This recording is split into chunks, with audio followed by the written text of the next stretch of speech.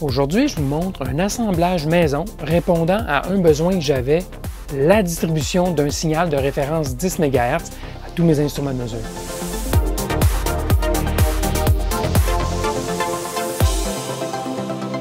Bidouilleur, salut! Je vous avise que cette vidéo sera plus synthétisée, donc condensée et peut-être un peu plus technique que la moyenne des vidéos que je fais habituellement. Comme toujours, je partage mes projets avec vous pour que vous y gobiez quelques astuces au passage. Ce n'est pas nécessaire de tout comprendre pour apprendre quelque chose. Je sais aussi pertinemment que plusieurs trouveront dans cette vidéo des solutions répondant à leurs besoins. Alors, je me lance sans tarder. Beaucoup d'instruments de mesure de qualité professionnelle, du type que vous voyez toujours derrière moi, peuvent recevoir un signal de référence externe pour augmenter leur justesse et leur stabilité en fréquence. De nos jours, il est assez facile de produire une référence 10 MHz extrêmement juste et stable par l'entremise d'un récepteur GPS et d'un oscillateur à quartz de précision. On a aussi d'ailleurs un exemple professionnel ici de ce genre d'appareil qui fournit une référence de 10 MHz. Mais ça se construit aussi. Je l'ai déjà fait dans le passé. Il y en existe des kits, il y en existe des modèles moins chers. Ceci dit, il y a une contrainte que l'on rencontre quand on augmente le nombre d'instruments de mesure requérant un tel signal de référence. Il faut le distribuer aux instruments. Il existe des solutions professionnelles de distribution, du genre HP, Hewlett-Packard et compagnie, mais elles sont très onéreuses. Les bidouilleurs ont plutôt tendance à réutiliser des amplificateurs de distribution vidéo, comme multiplicateurs de signal de référence. Mais voilà, l'amplitude nécessaire d'au moins 1 volt RMS n'est pas toujours au rendez-vous avec ce genre d'ampli. J'ai aussi vu des amplis vidéo qui ont claqué carrément, même pris feu, parce qu'ils distribuaient une référence d'impédance 50 ohms plutôt qu'un signal vidéo de 75 ohms, la charge étant donc plus lourde pour l'ampli de sortie. Et j'ai vu des amplis vidéo qui détériorait le signal au point où le générateur HF alimenté par la référence produisait une modulation résiduelle audible au récepteur HF. Donc, après quelques années de résultats mitigés avec les amplis vidéo, j'ai entrepris l'année dernière de concevoir et de construire un ampli de distribution de référence 10 MHz répondant à mes exigences. Et je vous les donne.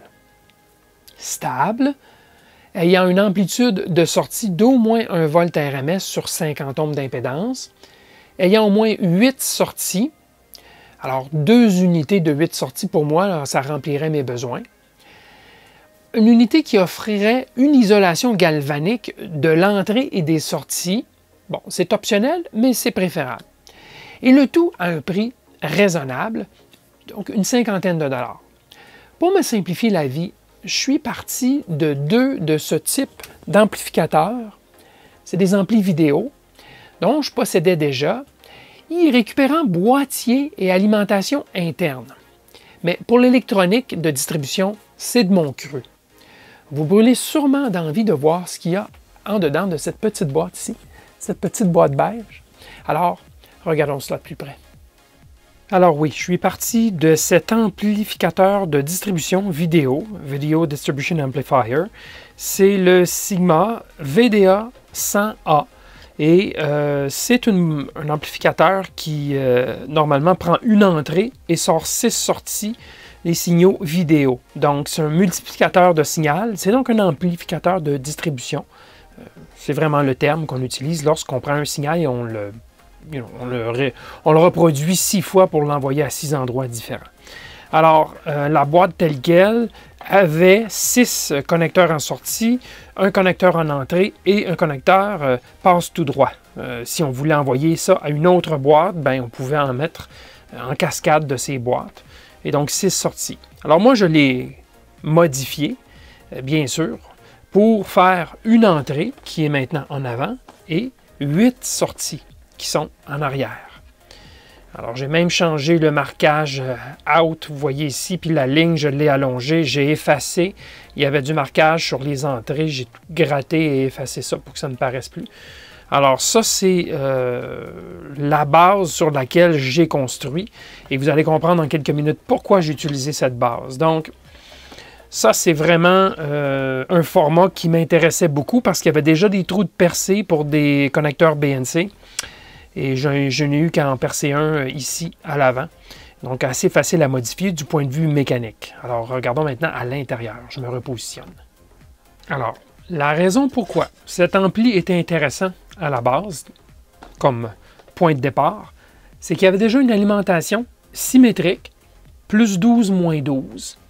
Alors, j'avais déjà une bonne base, un transformateur, le filtrage, il y avait 2 régulateurs et tout.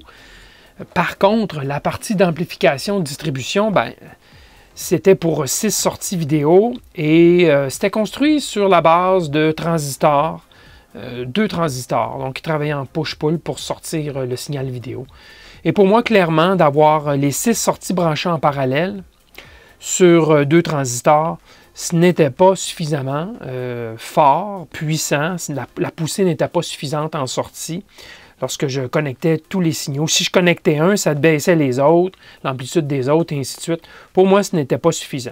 Par contre, la partie bloc d'alimentation, je me suis dit, pourquoi ne pas la conserver? Je n'aurais qu'à refaire la partie HF. Donc, j'ai scié carrément la plaquette d'origine de Sigma et je n'ai conservé que le bloc d'alimentation. J'ai aussi remplacé les 2 régulateurs de tension, c'était 2 régulateurs 78-12 et 79-12, donc plus ou moins 12 volts, des régulateurs linéaires qui étaient montés ici sur la plaquette. Je les ai remplacés par des plus ou moins 5 volts, parce que je n'ai pas besoin de 12 volts. Les puces que j'utilise, la puce utilise 5 volts. Donc, je les ai remplacés, ces 2 régulateurs, et je les ai montés à l'intérieur du boîtier, directement sur le châssis. Même chose pour l'autre qui est juste ici. Monté directement sur le châssis. J'ai donc allongé un petit peu les fils, mais pas suffisamment pour qu'on s'inquiète pour des instabilités du régulateur ou quoi que ce soit, là. Alors, j'ai simplement mis des bouts de fil courts, montés sur le boîtier, donc dissipation de chaleur bien meilleure que simplement monter sur la plaquette. Alors, j'ai donc abaissé les tensions de sortie, donc forcément dissipation plus grande, puisque la différence entre l'entrée, la tension d'entrée dans les régulateurs et la tension de sortie doit aller en chaleur, fois le courant, ça doit aller en chaleur. Donc, c'est la loi d'Ohm tout simplement. Hein? La différence de tension entre l'entrée et la sortie du régulateur multipliée par le courant, c'est la puissance qui doit être dissipée par le régulateur pour réguler à la tension plus basse. Alors, voilà. J'ai donc conservé le bloc d'alimentation et j'ai conçu une nouvelle plaquette complètement qui me fournit 8 sorties. Avant que je n'oublie, ce sont des sorties totalement flottantes. Vous allez voir, j'ai mis des transformateurs et en plus, j'ai utilisé des BNC qui sont isolés du châssis, de la plaque. Donc, il n'y a pas de point commun entre le métal de la plaque et les BNC. Ce sont donc des sorties et, par surcroît, l'entrée aussi. L'entrée est isolée du châssis. Alors, pourquoi avoir fait ça? Il y a une école de pensée qui dit qu'il est possible, malheureusement, qu'il y ait des courants sur la masse, donc ce qu'on appelle du fameux ground loop, des boucles de courant sur la masse, qui pourraient déranger les instruments de mesure qui sont alimentés par ces sorties-là, si jamais il y a des courants sur la masse. Alors, pour bien faire, lorsqu'on alimente des références dans des instruments de mesure de précision, on préfère ne pas avoir de chemin sur la tresse du câble coaxial. Donc, on veut vraiment que le signal soit totalement flottant par rapport au système de distribution. C'est pour ça qu'il y a les BNC qui sont isolés du boîtier et c'est pour ça que j'ai utilisé aussi des transformateurs d'isolement en entrée et en sortie. Petite astuce, ce sont des transformateurs Ethernet 10-100 mégabits par seconde. Ils fonctionnent à 10 mégabits. Je me suis bien sûr assuré qu'ils fonctionnaient à 10 MHz. C'était le but visé. Et ça me permet d'avoir une bonne isolation avec une atténuation extrêmement faible. C'est fait pour 10 mégabits par seconde. Donc, d'y passer un signal de 10 MHz, C'est excellent, ça fonctionne très bien. Je l'ai bien sûr caractérisé au préalable avec un analyseur de réseau vectoriel et tout semblait excellent. Alors, ça, c'est une belle petite astuce si vous cherchez des transformateurs d'isolement pour des signaux HF, par exemple ampli distribution 10 MHz. Pensez transformateur de sortie Ethernet pour aller sur du réseau câblé. Alors, on regardera dans le schéma le modèle un petit peu plus tard. Alors, j'ai conçu cette plaquette, 2 couches. Le gros des signaux est en surface et j'utilise le LT6550 qui est une puce de Linear Technology. C'est au bout de mon doigt, pas très gros, c'est du SSOP, il y en a 3. Alors, ce sont des amplis vidéo. C'est une puce à 3 amplis vidéo dans la même puce. Alors, en ayant 3 puces, je pourrais théoriquement en faire 9 sorties, mais j'ai gardé la 9e, donc 8 sorties. La 9e, je m'en sers comme premier étage d'amplification avec un petit cavalier qui est ici. Il m'est possible de choisir le gain. Dans le cas où le signal 10 MHz d'entrée que je veux multiplier aurait une amplitude plus faible, je peux mettre en mode multiplié par 2. Donc, il va augmenter l'amplitude, doubler l'amplitude tout simplement, avant d'alimenter les 8 autres amplis vidéo, qui eux ont les entrées bien sûr branchées en parallèle et les sorties séparées allant sur les transformateurs et ensuite sur les sorties. Alors voilà, c'est l'astuce. Sur la partie inférieure, il n'y a pas beaucoup. Je crois que j'ai mis le découplage sur la partie inférieure et des connexions bien sûr pour les sorties. Je crois que c'est les sorties paires en dessous et les sorties impaires sur le dessus. J'aurais pu tout brancher à partir du dessus, mais pour garder les fils un peu distancés et éviter du couplage entre les 8 voies, ben, j'ai distribué ça entre la face inférieure et la face supérieure. Et bon, la connexion ici, vous l'avez vu, j'ai adapté la plaquette de bloc d'alimentation. J'ai récupéré le -5 quelque part sur une piste et le +5. Et j'alimente la plaquette bien sûr avec cela. Et pour ce qui est de la masse, là, je l'ai mise ici entre les 2 plaquettes. Alors simplement 3 bouts de fil pour transférer l'alimentation à ma plaquette. Pour ce qui est du montage, il y a des petits morceaux de plastique juste ici. Ces morceaux de plastique sont utilisés et ils étaient utilisés à l'origine pour soutenir la plaquette aux 4 coins. Mais évidemment, si moi je voulais soutenir cette plaquette plus la mienne, juste récupérer les 4 petits blocs, ce n'était pas suffisant, ça m'en prenait plus. Alors je m'en suis imprimé avec mon imprimante 3D, j'ai mesuré les petits blocs d'origine et je les ai copiés, fabriqués bien sûr en PLA. Et ça a très très bien fonctionné. Ça m'a servi à fixer ma plaquette sur le boîtier de la même façon que la plaquette d'origine est fixée. Avec ces petits blocs, et ça permet d'ajuster le positionnement de la plaquette. Alors, ça c'est essentiellement l'intérieur de la boîte. Et bien sûr, je ferme les couvercles avec les vis. Ça devient assez chaud. Effectivement, ça devient assez chaud.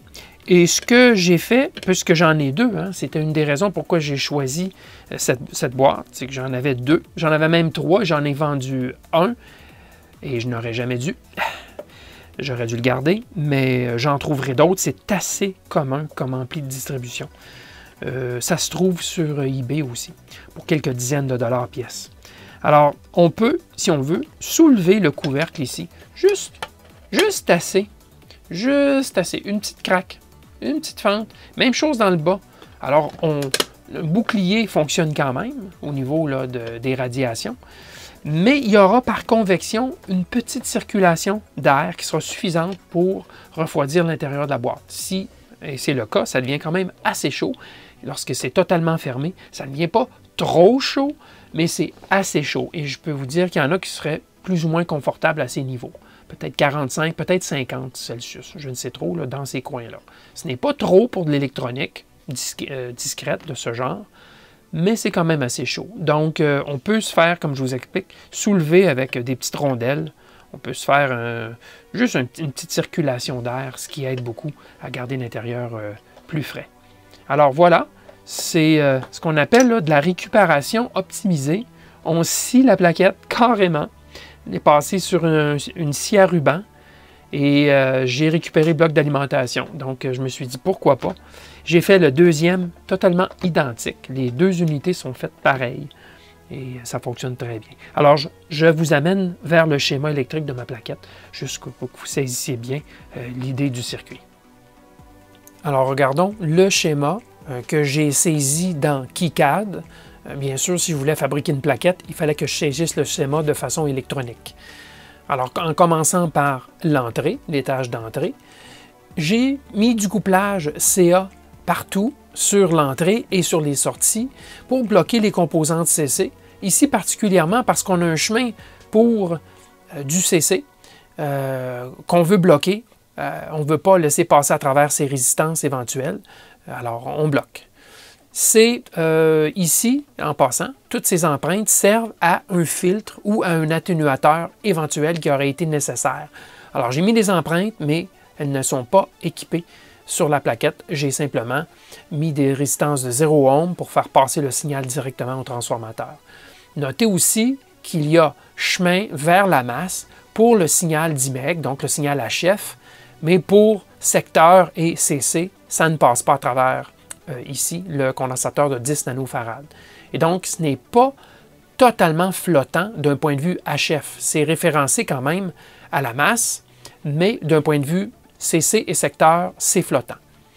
Alors, au niveau du transformateur, c'est un transformateur Pulse H1102NL, pas cher, sur eBay, et j'en ai acheté un sac de 25, je crois, pour vraiment être certain d'en avoir plusieurs. J'en avais besoin de quand même quelques-uns. Regardez comment c'est construit à l'intérieur du transformateur.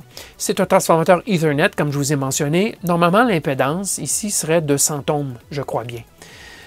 Alors, j'ai utilisé l'enroulement primaire, qu'on va appeler primaire, et il y a isolement galvanique avec le côté secondaire. Et notez aussi, il y a un blocage ici des courants en mode commun. C'est un plus, alors tout courant ou tout signal en mode commun va être atténué par ce transformateur, si on peut l'appeler, en mode commun. Et donc ça, c'est en série avec la sortie. Alors la sortie est terminée 50 ohms, puisque l'entrée des amplis vidéo est à très haute impédance. Donc il fallait, là, pour maintenir une impédance correcte, là, terminer ce signal ici. Par la suite, on passe à la petite astuce que je vous ai mentionnée. J'ai sélectionné, puisqu'il y a au total 9 étages d'amplification et je n'ai que 8 sorties, j'ai sélectionné un de ces étages pour faire un gain de 2 additionnel. Alors, je peux envoyer le signal directement vers les sorties sans amplification, ou je peux d'abord faire passer le signal dans l'entrée vers un étage qui va multiplier d'abord par 2, ensuite pour le distribuer dans les 8 entrées. Des fois que le signal serait trop petit en entrée, ben, j'ai cette possibilité de multiplier par 2. Alors, oui, parce qu'il faut savoir que les étages dans le LT6550, les étages sont tous avec un gain de 2, naturellement. À l'interne, ils sont configurés avec des résistances. Alors, découplage, bien sûr, alimentation positive et négative du LT6550.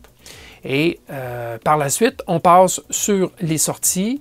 Alors, terminaison série de 50 ohms et couplage à nouveau avec des transformateurs Pulse H1102NL pour isoler les sorties au niveau galvanique, avec couplage capacitif et découplage du signal HF comme en entrée. Même chose.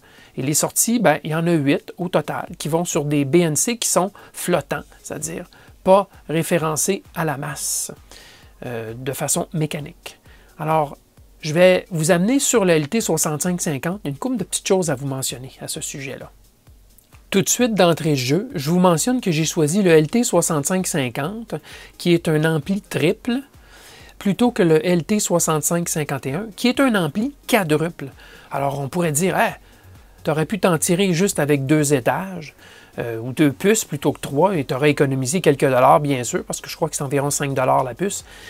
C'est vrai, sauf que il y a une grosse différence entre les deux, c'est l'alimentation. Le 65-50 peut avoir une alimentation différentielle plus 5, moins 5, alors que le 65-51 sacrifie l'alimentation négative, ça doit être référencé à la masse. Et donc, on perd la moitié de l'amplitude de sortie. Alors, j'avais tout intérêt pour aller chercher le maximum d'amplitude en sortie, d'utiliser une alimentation différentielle plus 5, moins 5, ce que le 65-51 ne peut pas soutenir. Alors, j'ai choisi le 65-50 et j'ai utilisé 3 puces, comme vous savez, et le 9e étage, je l'ai utilisé pour un game préliminaire, en amont des 8 autres étages. Donc, c'était une chose, c'était un choix que je devais faire, mais quand j'ai compris, et en regardant la fiche technique, j'ai tout de suite saisi que l'amplitude allait être plus faible en sortie. Alors, je n'ai pas pris de chance, je ne voulais pas saturer en sortie. C'était un des problèmes principaux avec des amplis vidéo traditionnels. C'était la saturation. Alors, moi, je me suis dit, je vais y aller avec toutes les chances de mon côté. Alors justement, le LT6550 ou 6551, c'est un ampli triple ou quadruple, ampli vidéo qu'on appelle. Donc, c'est des amplis qui ont une très bonne largeur de bande, en général plus de 10 MHz, et qui sont conçus avec des gains faibles, mais qui sont très stables et capables de pousser des courants assez forts. Alors, c'est le cas ici. On peut l'alimenter jusqu'à 12,6 volts. Mais moi, je l'ai alimenté plus 5, moins 5. On pourrait l'alimenter aussi peu que 3,3 volts. C'est ce qu'il suggère ici. Alors, les deux sont dans un boîtier MSOP 10. C'est pour ça qu'on sacrifie les alimentations différentielles, entre autres. Et l'autre raison, c'est que puisque l'amplitude de sortie est plus grande, la dissipation de chaleur du 65-50 pourrait potentiellement être plus élevée que le 65-51 qui a une alimentation unique. Mais c'est le même boîtier 10 broches. Donc, ça, c'était une autre raison pour choisir un triple plutôt qu'un quadruple. On dit qu'on a une bande passante qui pourrait aller jusqu'à 110 MHz avec une atténuation de 3 décibels. Donc, vous voyez, c'est un ampli quand même à très large bande. Il peut faire même 30 MHz plat avec 0,5 décibels de variation entre 0 et 30 MHz. Donc, quand même très solide. Rail-to-rail en sortie. On pourrait potentiellement aller jusqu'à la masse avec le signal d'entrée et capable de pousser jusqu'à 60 mA sur chacune des sorties. Donc, est compatible avec du RGB de 24 bits. Donc voilà, c'est les applications ici typiquement vidéo, mais ce qui m'avait mis, moi, initialement, la puce à l'oreille, c'est ce dessin à la fin, totalement à la fin de la fiche technique où on nous montre un ampli de distribution 10 MHz, un ampli de distribution de référence. Et là, on utilisait 4 sorties. Et là, je me suis dit, assez intégré, merci. Avec un gain de 2, on alimente un signal en entrée. On a 4 sorties qui sont des copies de l'entrée, conçues pour la haute fréquence. Hey, j'ai peut-être une belle petite solution intégrée. C'est ça qui m'a d'abord démarré sur ce projet quand j'ai trouvé cette puce, puisque je regardais toutes les puces amplis vidéo. Quand j'ai vu celle-ci, je me suis dit, ça, c'est celle que je cherche. Et bien sûr, en regardant les spécifications avec un peu plus de détails, j'ai bien compris que ça allait faire le bon boulot. Parce que oui, typiquement, les amplis de distribution fonctionnent à une impédance de 75 ohms. C'est ce qu'on nous montre ici. Mais en même temps, puisqu'on nous suggérait de l'utiliser à 50 ohms, je n'étais pas nerveux d'abaisser l'impédance à 50 ohms et d'augmenter le courant de sortie ici. C'est pour ça que je me suis senti bien à l'aise de commander ces pièces-là. Et en plus, l'ampli était caractérisé à plus ou moins 5 volts d'alimentation. Donc, c'était facile pour moi de me rassurer avant de commander, m'assurer que ça allait faire le boulot, et donc les amplitudes de sortie voulues en fonction d'amplitude d'entrée, etc., etc. Et finalement, le transformateur double, Pulse, c'est bien le 1102 H1102NL que j'ai utilisé, avec des rapports d'entrée-sortie au niveau du nombre de spires de 1 pour 1. Et on le caractérisait effectivement jusqu'à au moins là, 60 et 80 MHz et même 100 MHz dans certaines des caractéristiques. Et ça me semblait bien correct avec un peu d'atténuation, quelque chose comme 1 décibel de perte jusqu'à 100 MHz. Donc ça me semblait bien correct comme transformateur à utiliser pour mon application. Et au niveau des amplitudes, il ne faut pas s'en faire. L'Ethernet, donc 10 base T, 10 base T ou 100 base T, donc Ethernet, les paires torsadées, ben, c'est fait pour travailler avec des amplitudes de l'ordre d'1 volt, 2 volts, 3 volts. Il n'y a aucun problème, donc je savais que ça allait bien fonctionner. Et en plus, ben, pour être certain de mon coup, je l'ai caractérisé sur l'analyseur de réseau vectoriel. J'ai fait des mesures, sur une impédance de 50 ohms entrée-sortie. Et ce que j'ai vu, ben, ça me semblait bien correct. Si on regarde à 10 MHz ici, on avait des pertes de réflexion, donc le return loss, qui était de l'ordre de 20 décibels, ce qui était excellent. Et encore 10 décibels de perte par réflexion, là, au chiffre 3 à 50 MHz. Donc, ça me semblait bien correct jusqu'à au moins 50 MHz. De toute façon, ce qu'on cherche comme opération, c'est 10 MHz. Même on voit ici, aussi peu que 300 kHz, on a encore, sur 50 ohms, on a encore une excellente performance, donc très peu de réflexion. Donc ça, c'est au niveau du S11, donc le VSWR, donc le rapport d'onde stationnaire, si vous préférez. Là. La performance était bonne jusqu'à au moins, disons, 50 MHz. Et au niveau des pertes dans l'insertion, donc S21, lorsqu'on le met en série, en ligne, est-ce qu'il atténue le signal? Eh bien, moi, ce que j'ai mesuré, c'était de l'ordre à 1 MHz, de l'ordre de 0,1 décibel d'atténuation, et à 10 MHz, de 0,25 décibels, ce qui est très peu, finalement, à 10 MHz. À 50 MHz, on se trouve quand même avec 1 décibel de perte, mais c'est encore utilisable. Et on sait que la performance est au niveau là, de la réflexion à 50 ohms, c'est bien correct aussi. Donc, transformateur qui est utilisable définitivement au moins de 1 MHz jusqu'à, disons, 30, 40, 50 MHz pour de l'isolement. Et là, je vous dis 300 kHz et on a vu que ça fonctionne très bien à 300. Donc, comment bas ça peut aller? Je n'ai pas tenté de le caractériser plus bas que 300 kHz. Ça serait intéressant de le voir. Je vous laisse faire ça. J'utilise 2 de ces amplis depuis près d'1 an et j'en suis très satisfait. Je recommande l'utilisation d'une alimentation interne plus ou moins 5 volts linéaire et pas à découpage. L'idée étant bien sûr de minimiser le risque de production de bruit qui se superposerait à la référence. Les bons régulateurs de tension fixe du type 7800 ou 7900 feront un excellent travail de ce côté. Bon, malheureusement, la plaquette comporte du montage en surface à pas très fin. Entre autres, là, le type SSOP 10 broches. On est pris avec les boîtiers modernes, il faut faire avec, que voulez-vous?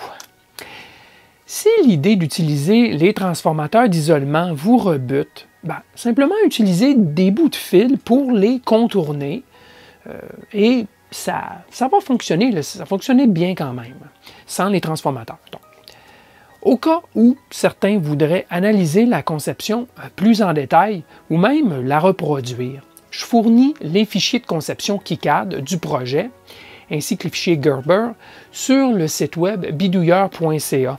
Vous trouverez un lien pertinent vers les fichiers dans la description ci-dessous, comme toujours.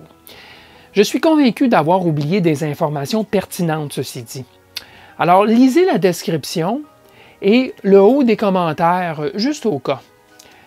Voilà pour aujourd'hui. Vous avez apprécié la vidéo? Comme toujours, un pouce vers le haut, ça serait bien gentil de votre part. Je vous dis merci et je vous dis à la prochaine.